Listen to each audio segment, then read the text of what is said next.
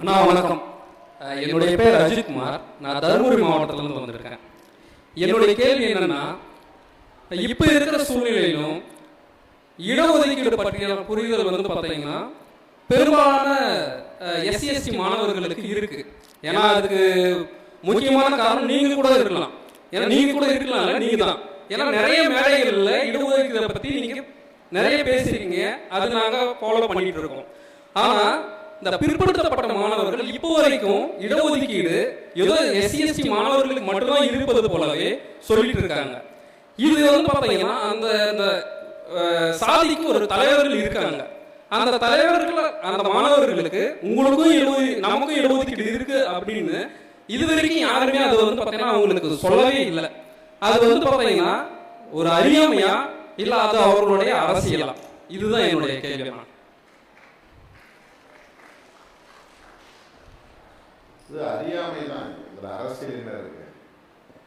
அதாவது தொடக்கத்தில் மண்டல் பரிந்துரைக்கு முன்னால் இந்தியா முழுவதும் ஒன்றிய அரசு, அதாவது மத்திய அரசு நிறுவனங்களிலும் மாநில அரசு நிறுவனங்களிலும் எஸ்சி எஸ்டி சமூக பிரிவினருக்கு மட்டும்தான் இடஒதுக்கீட்டு முறை நடைமுறையில் இருந்தது.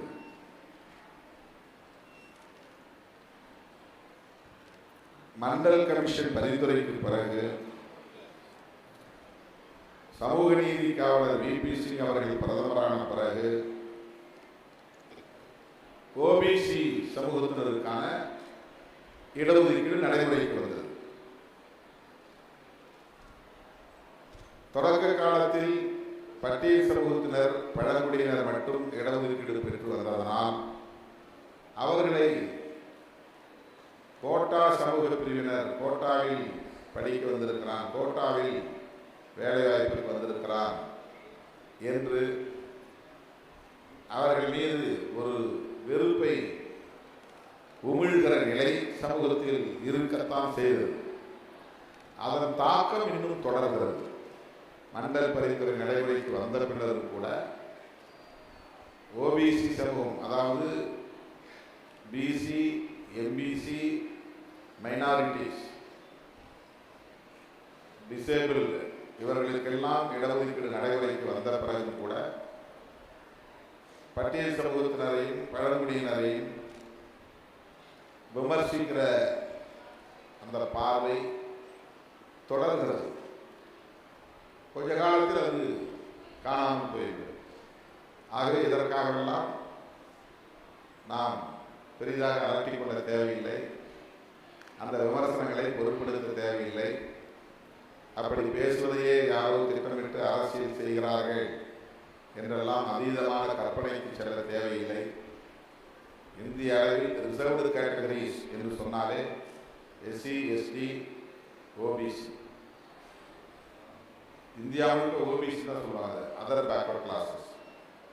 அதை கான்ஸ்டிடியூஷனில் எப்படி சொல்லியிருக்காங்கன்னா, socially, educationally backward classes, SEBC. Socially சமூக ரீதியாக, எஜுகேஷ்னலி கல்வி அடிப்படையில், பேக்வர்ட் கிளாஸஸ் பின்தங்கிய சமூகத்தினர்.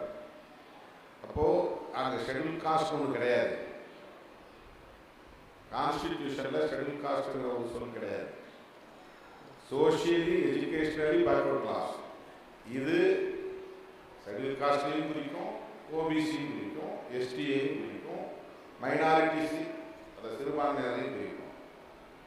இப்போ ஒரிஜினலி பேக்வர்ட் கிளாஸ் யாருன்னா schedule cost, schedule tribes. Other backward classes யாருன்னா இப்போ நாம பார்க்குற பிசி, எம்பிசி, மைனாரிட்டிஸ். ஆக பிசி அப்படின்னு லிட்ரலா சொல்லணும் அப்படின்னு சொன்னா அது ஷெட்யூல் காஸ்டையும் ஷெட்யூல் ட்ரைப்ஸையும் குறிக்கும். ஆனால் இன்னைக்கு மீனிங் அப்படி இல்லை. எஸ்சி எஸ்டி வேற, பிசி வேற அப்படிங்கிற மாதிரி நமக்கு பொருளாகிட்டு இருக்காது. ஏன் ஓபிசிங்கிற சொல்ல அவங்க பயன்படுத்துறாங்கன்னா, அதர் பேக்வர்ட் கிளாஸஸ் சொல்றாங்கன்னா, எஸ்சி எஸ்டி தான் originally backward classes and some more backward classes இருக்கிறாங்க அப்படிங்கிறத குறிப்பிடுறது தான் அதர் பேக்வர்ட் கிளாஸஸ்.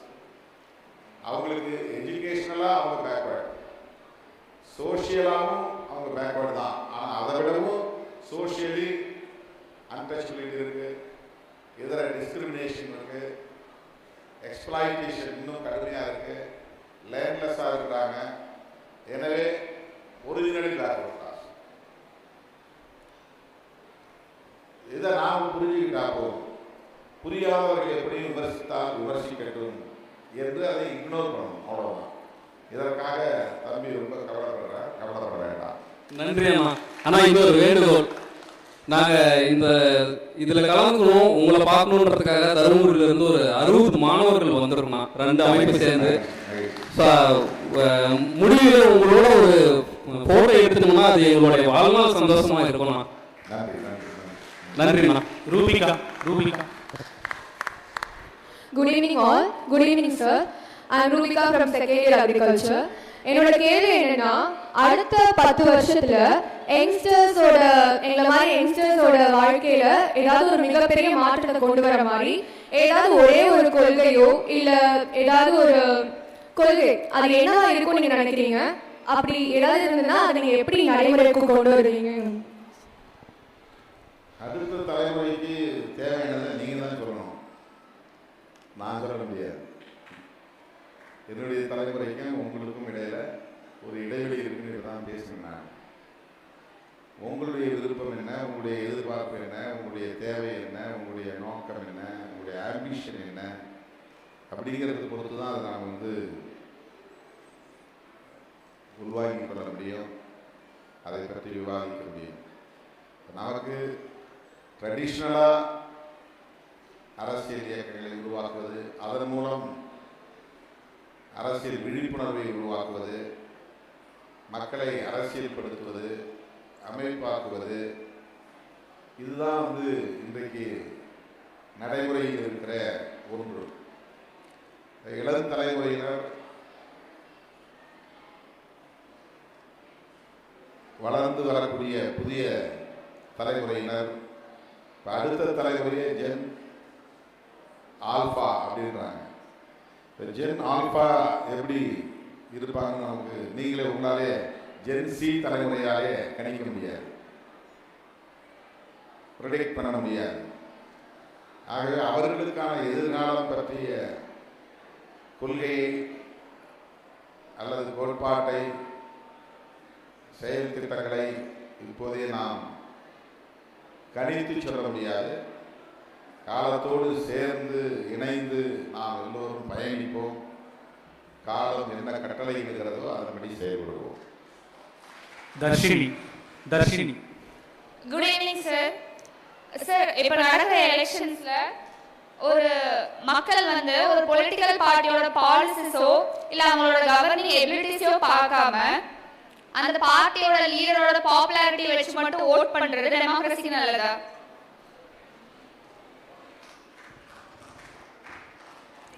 இதுவும் ஜனநாயகத்தில் ஒரு அங்கம் தான்.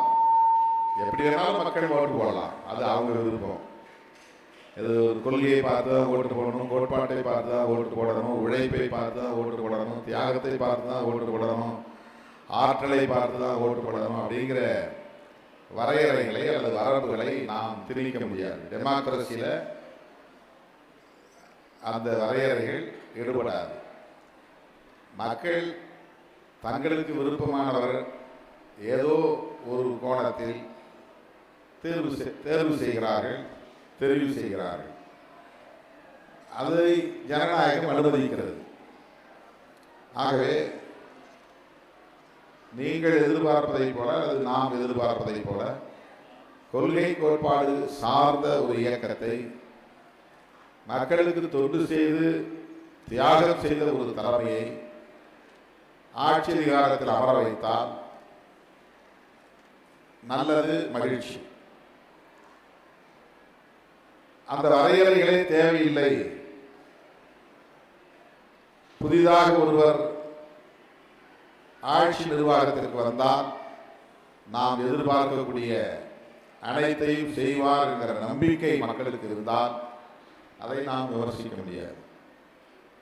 அதை ஏற்றுக்கொள்வது ஜனநாயகத்தின் ஒரு அங்கம், ஜனநாயக கடமை. இப்படித்தான் இதை நாம் புரிந்து கொள்ள வேண்டும். மலர்விழியன்.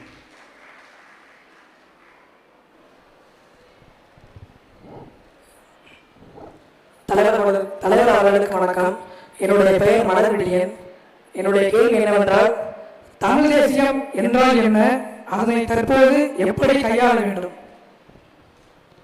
நல்ல கேள்வி. இப்போ நாங்கள் சூடு பறக்க பேசி கொண்டிருக்கிற ஒரு கருத்தியல், வருகிற ஆகஸ்ட் 17 தமிழ் தேசிய எழுச்சி மாநாடு ஒன்றை எனது தலைமையில் நடத்த இருக்கிறோம். இந்த கேள்வி கேட்கிற தம்பியும் அந்த மாநாட்டுக்கு வர வேண்டும். இங்கே வந்திருக்கிற மாணவ செல்வங்கள் அனைவரும் அதில் பங்கேற்க வேண்டும். தமிழ் தேசியம் என்பதை தமிழ் மொழி உணர்வு, தமிழ் இன உணர்வு என்கிற வரையறைக்குள் மட்டுமே சுருக்கி பார்க்க கூடாது. மொழி உணர்வும் இன உணர்வும் ஒவ்வொரு தேசிய இனத்திற்கும் உண்டு, அது தவிர்க்க முடியாதது. ஆனால் அதனை தாண்டி தேசியவாதம் உள்ளது. முதலில் தேசியவாதம் என்பதை நாம் விளங்கிக் கொள்ள வேண்டும். தேசம் என்பதிலிருந்துதான் தேசியம் என்கிற சொல்லும் வருகிறது. தேசம் என்றால் இந்தியா தான் இன்றைக்கு அரசமைப்பு சட்டத்தின்படி ஒரு தேசம். தமிழ்நாடு என்பது அந்த தேசத்தில் ஒரு மாநிலம்.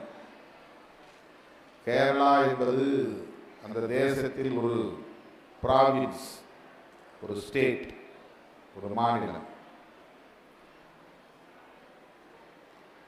வெள்ளைக்காரர்கள் இந்த நாட்டை ஆண்ட காலத்தில்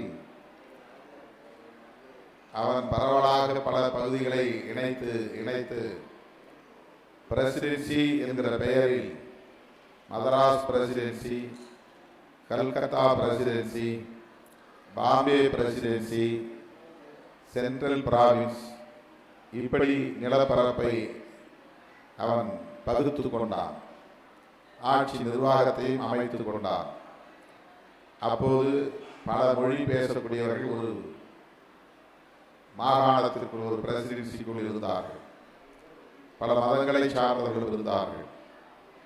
ஆனால் வெள்ளையர்கள் வெளியேறிய பிறகு 1956 நவம்பர் 1 தமிழ்நாடு ஒரு தனி மாநிலமாக மொழி அடிப்படையில் பிரிந்தது. அதே போல ஆந்திராவும் மொழி அடிப்படையில் பிரிந்தது. கேரளாவும் மொழி அடிப்படையில் பிரிந்தது. கர்நாடகாவும் மொழி அடிப்படையில் பிரிந்தது. இப்படி மாநிலங்கள் மொழி அடிப்படையில் பிரிக்கப்பட்டன. மொழி அடிப்படையில் மாநிலங்கள் பிரிந்த பிறகு மொழி உணர்வும் இன உணர்வும் தலை தூக்குவது தவிர்க்க முடியாதது. இப்படி தனித்தனியே மாநிலங்கள் தனி அடையாளத்தோடு தன்னை வளர்த்து கொள்ள வேண்டும் என்கிற போது எதிர்காலத்தில் இந்தியா என்ற ஒரு நாடே இல்லாமல் போய்விடுமோ, இவர்கள் எல்லாம் சிதறி போய்விடுவார்களோ என்கிற கவலையில் இருந்து அரசமைப்பு சட்டம் வகுக்கிற போதே மொழி அடிப்படையிலோ மதத்தின் அடிப்படையிலோ நாடு மேலும் பிளவுபட்டு விடக்கூடாது என்பதற்காக இந்தியா என்கிற ஒரு தேசம், புதிய தேசம் கட்டமைக்கப்பட வேண்டும் என்கிற அடிப்படையில் தேசியவாதம் முன்வைக்கப்படுகிறது. இந்தியாதான் ஒரு தேசம். அந்த இந்தியாவுக்குள் நாம் அனைவரும் பன்மைத்துவ அடையாளங்களோடு இந்தியர்களாக வாழ்வோம் என்கிற தேசியவாதம், அதுதான் காங்கிரஸ் கடந்த காலங்களில் பேசியது, காந்தியடிகள் பேசியது. ஆனால் தற்போதைய சூழலில் பாரதிய ஜனதா கட்சி மற்றும் RSS போன்ற அமைப்புகள் மத அடிப்படையில் தேசியவாதத்தை முன்வைக்கிறார்கள். இந்தியா இந்துக்களுக்கான ஒரு தேசம், எனவே இதனை இந்து ராஷ்டிரம் என்று அழைக்கப்பட வேண்டும், இதனை பெயர் மாற்றம் செய்ய வேண்டும் மத அடிப்படையிலான ஒரு தேசத்தை கட்டி எழுப்புவதே தமது இறுதி இலக்கு என்கிற அடிப்படையில் அவர்கள் ஒரு தேசியவாதத்தை முன்வைக்கிறார்கள். எனவே காங்கிரஸ் கடந்த காலத்தில் முன்வைத்த தேசியவாதம் நாடு என்கிற அடிப்படையில் நாட்டினம், இந்தியன் என்கிற நேஷனாலிட்டி என்கிற அடிப்படையில் ஒரு தேசத்தை கட்டமைக்க முன்மொழிந்தார்கள். அது அவர்கள் முன்மொழிந்த தேசியவாதம். பிஜேபி இன்றைக்கு தேசிய கட்சியாக இந்தியா முழுவதும் வளர்ச்சியடைந்து ஆட்சி பொறுப்பிலே அமர்ந்திருக்கிற நிலையில் அவர்கள் முன்வைக்கிற தேசியவாதம் மத அடிப்படையில் இந்த தேசம் கட்டமைக்கப்பட வேண்டும் என்பதாகும். அது ஒரு தேசியவாதம்.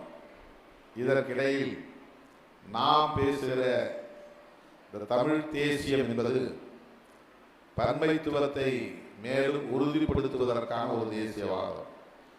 ஒரே மொழி, ஒரே நாடு, ஒரே மதம், ஒரே நாடு, ஒரே தேசம், ஒரே கலாச்சாரம் என்று எல்லாவற்றையும் ஓர்மைப்படுத்துவது பன்மைத்துவத்திற்கு எதிரானது.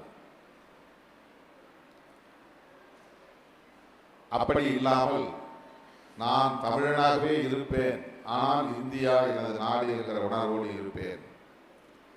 நான் பேசுகிற தாய்மொழி தமிழ் மொழி, இதற்கு பல ஆயிரம் ஆண்டு கால பாரம்பரியம் உண்டு. இந்த மொழி நீண்ட நெடிய வரலாறு கொண்ட மொழி. கலாச்சாரம், பண்பாடு போன்றவை தனித்துவம் மிக்கவை. எனவே இந்த மொழி இலக்கண வளம் நிறைந்த மொழி, இலக்கிய வளம் வாய்ந்த மொழி. இதனை இன்னொரு மொழியை திணிப்பதன் மூலம் அழிக்க நாங்கள் இடம் கொடுக்க மாட்டோம் என்பது மொழி உரிமை. அந்த இனத்தின் வரலாற்றை சிதைக்க நாங்கள் இடம் கொடுக்க மாட்டோம் என்பது இன உரிமை. இந்த மொழி உரிமை, இன உரிமையுடன் கூடிய தேசியவாதத்தை இந்திய அளவில் ஏற்றுக்கொள்வது மொழி வழி தேசியவாதம். ஆக மதத்தால் இந்த தேசத்தை அடையாளப்படுத்துவதை விட மொழி அடிப்படையில் தேசிய இனங்கள் ஒன்று சேர்ந்து நாங்கள் பிற மொழி பேசக்கூடியவர்கள் மீது வெறுப்பை உமிழ மாட்டோம், பிற தேசிய இனங்களை பகையாக கருத மாட்டோம். அதே போல மதத்தின் அடிப்படையில் பிற மொழி, பிற மதத்தை சார்ந்தவர்களை வெறுக்க மாட்டோம், பிற மதத்தை சார்ந்தவர்களின் கலாச்சாரத்தை நாங்கள் பழிக்க மாட்டோம் என்கிற புரிதலோடு இணைந்து வாழ்கிற ஒரு தேசியவாதத்தை நாம் முன்மொழிகிறோம். எனவே தமிழ் தேசியம் என்பது வெறுப்பை உமிழாத ஒரு தேசியம்.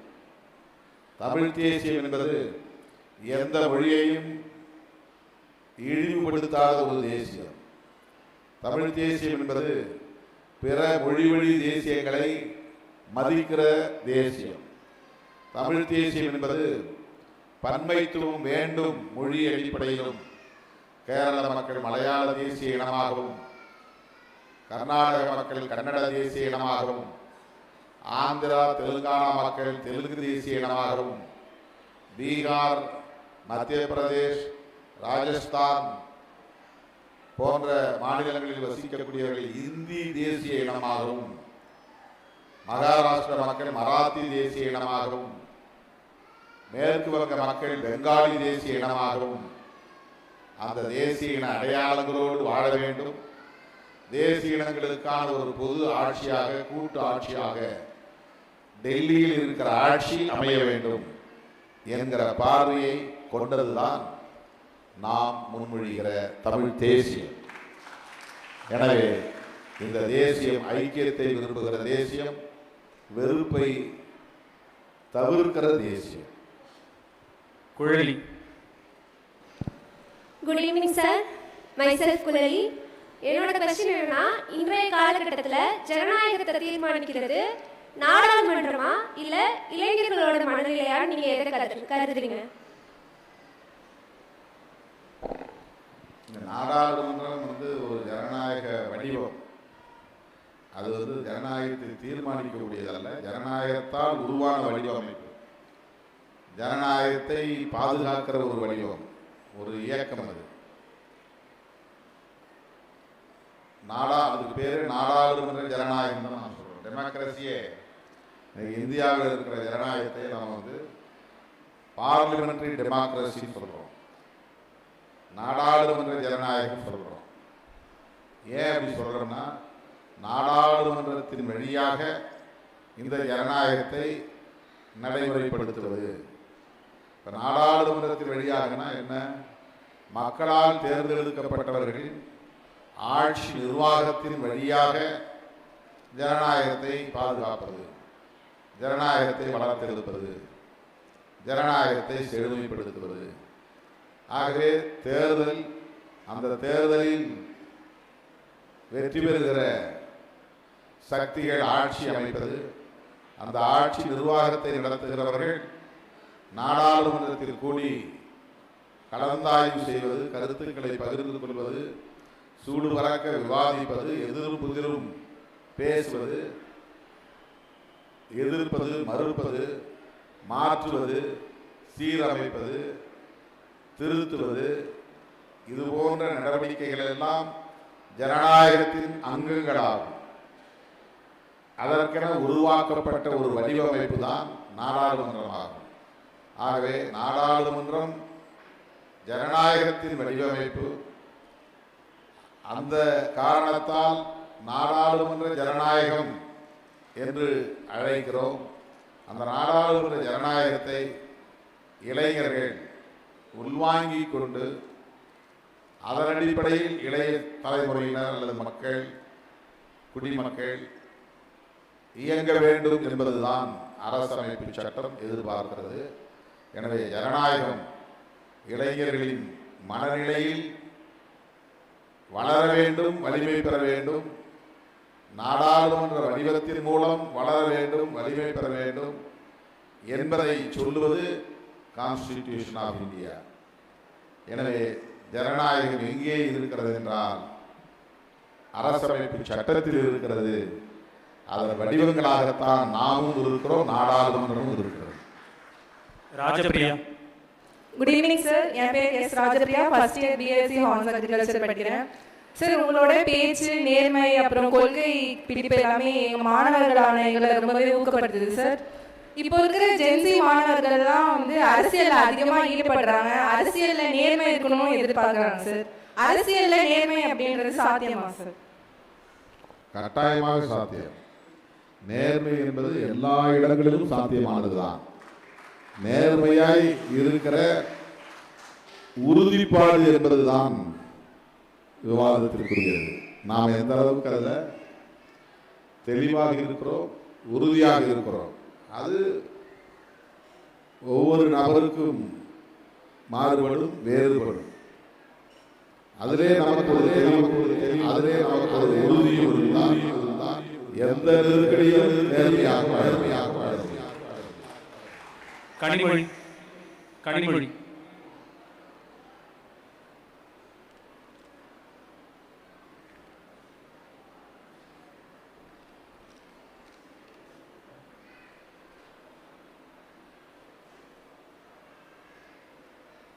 Good evening sir. என்னோட பேர் கனிமொழி.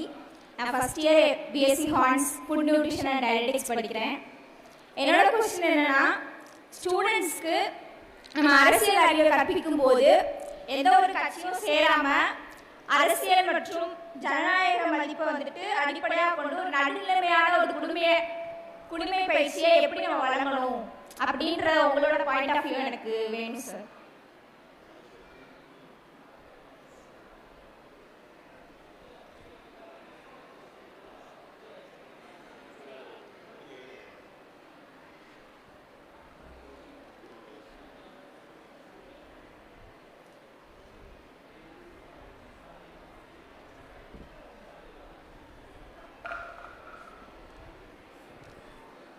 அரசியல் என்பது அனைவருக்குமானது, பொதுவானது.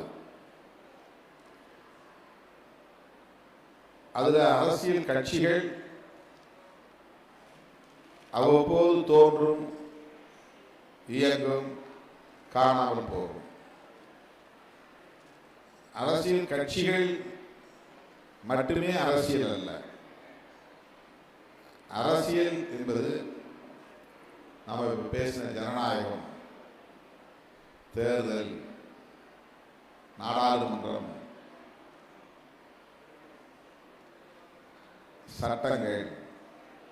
சட்டங்களை நடைமுறைப்படுத்துகிற நிறுவனங்கள், நிர்வாகத்துறை, சட்டத்துறை, நீதித்துறை,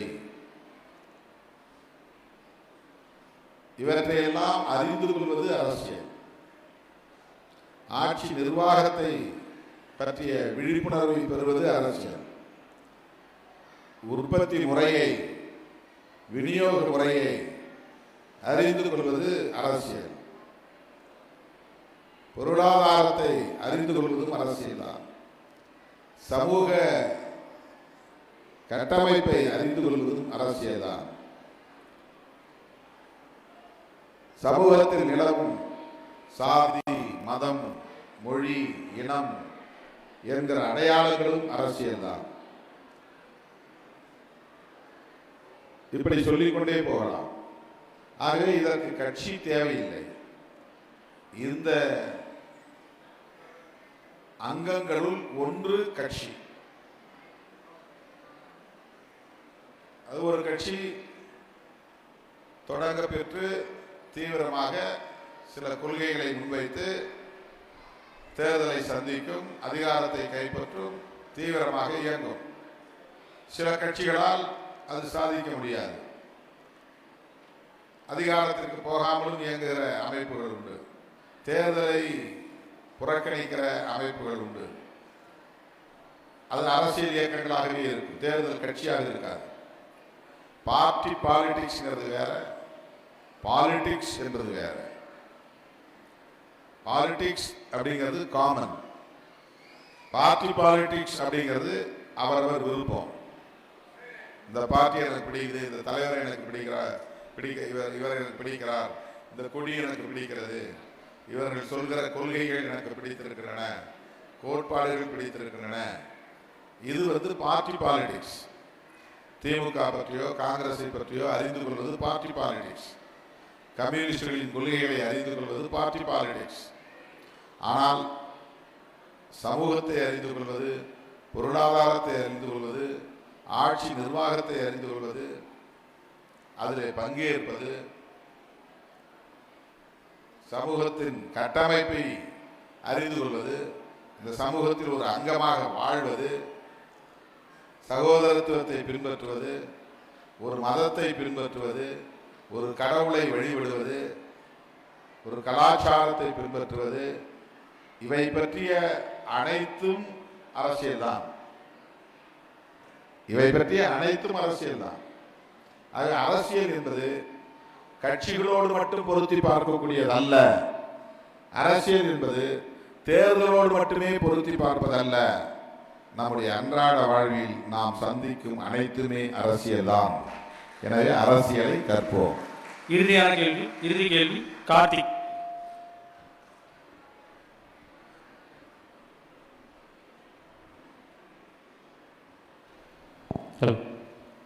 தருமபுரி மாவட்டம் சாகிப் சோ கார்த்திக் ஆகிய எமக்கு இந்த அரங்கிலே வாய்ப்பு வழங்கிய பேபேக் டு த சொசைட்டி அமைப்பினருக்கு நன்றிகளை தெரிவித்துக் கொண்டு தலைவர் அவர்களிடத்தில் நான் 2 கேள்விகளை முன்வைக்க விரும்புகிறேன்.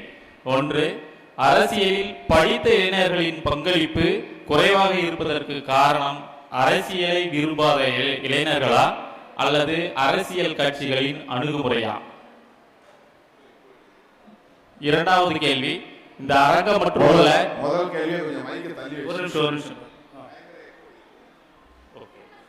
அரசியலில் படித்த இளைஞர்களின் பங்களிப்பு குறைவாக இருப்பதற்கு காரணம் அரசியலை விரும்பாத இளைஞர்களா அல்லது அரசியல் கட்சிகளின் அணுகுமுறையா? இரண்டாவது கேள்வி, நான் பெரிதும் மதிக்கக்கூடிய எமது தலைவர் எழுச்சி தமிழர் அவர்களுக்கு முதல்வர் வேட்பாளராக நாங்கள் வாக்களிக்கும் காலம் எப்போது கழியும்?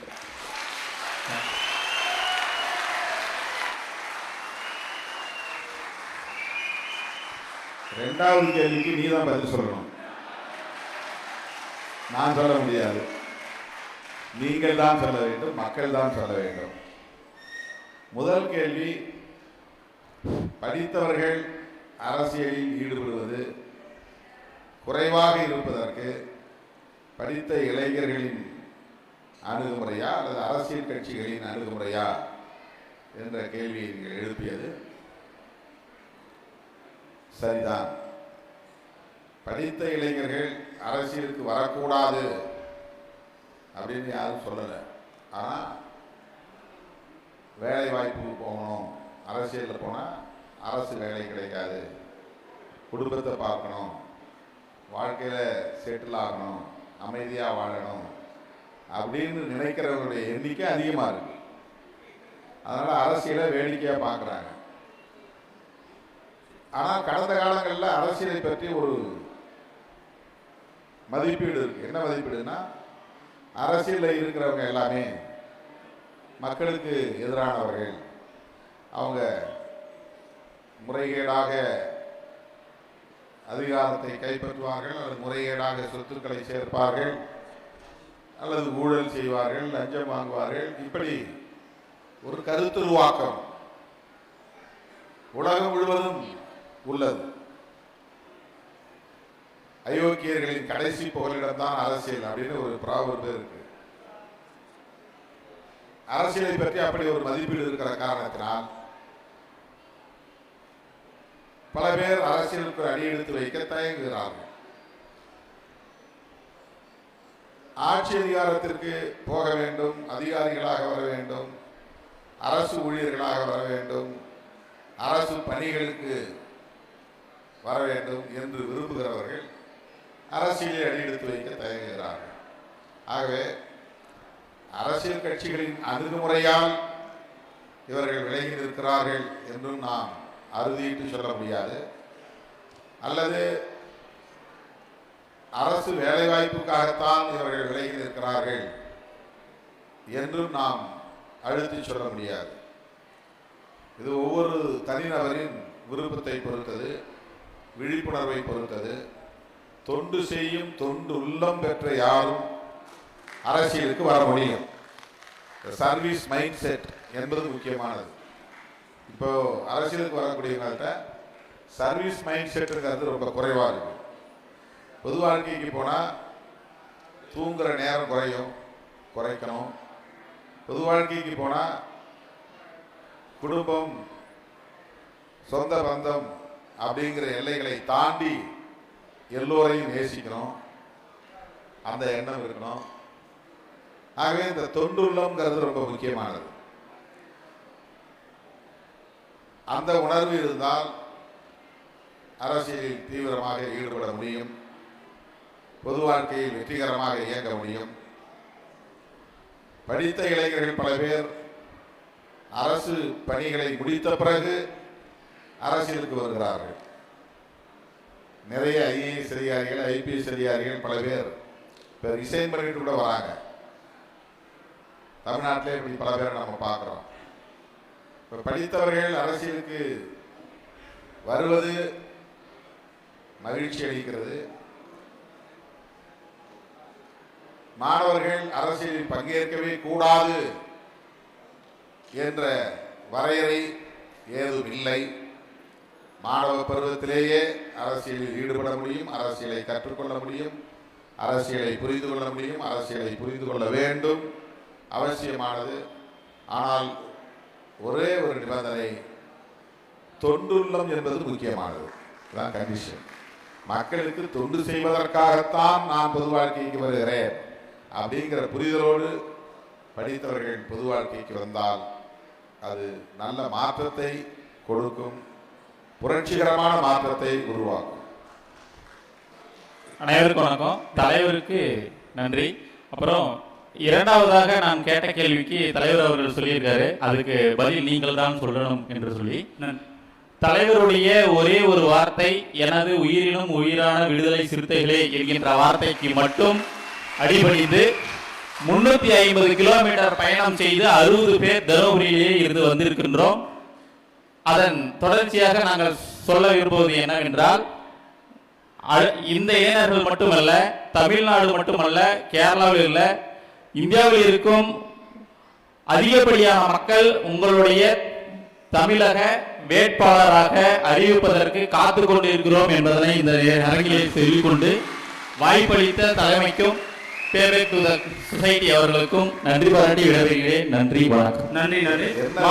என்ன வேட்பாளர் சொல்லுங்க? தமிழக வேட்பாளர் சொன்னீங்க. என்ன வேட்பாளர்? தமிழக முதல்வர் வேட்பாளர் அடுத்த 2031 இது சாத்தியமாகும் என்கின்ற கனவோடு இந்த மாணவர்கள் அனைவரும் வந்திருக்கிறோம் என்பதனை தெரிவித்துக் கொள்கிறோம். மாணவர்கள் நாடாளுமன்றத்திற்கு வேட்பாளர் உண்டு, சட்டமன்றத்திற்கு வேட்பாளர் உண்டு, முதலமைச்சருக்கு வேட்பாளர் என்கிற வரையறை இல்லை. அது மக்களுடைய நம்பிக்கையில் இருக்கிறது, மக்களுடைய ஆதரவில் இருக்கிறது. அந்த நம்பிக்கையை நாம் பெறுகிற போது தமிழ்நாட்டு மக்கள் நம்மை ஏற்பார்கள். உங்களுடைய ஆசை அதுவாகத்தான் இருக்கும். வாழ்த்துக்கள். நன்றி. நன்றி. கொஞ்சம் எல்லாரும் அப்படியே உட்காருங்க சார், ப்ளீஸ். எல்லாரும் மேலே வர வேணாம், மேடைக்கு வர வேணாம். தயவுசெய்து அமைதியாக எல்லாம் உட்காருங்க. கொஞ்சம் பேர் அனுப்புகிறோம், ஃபோட்டோ எடுத்துக்கலாம். யாரும் மேலே வந்துடாதீங்க ப்ளீஸ். மதுரையை சேர்ந்த முதல் தலைமுறை பட்டதாரி இளைஞர்கள்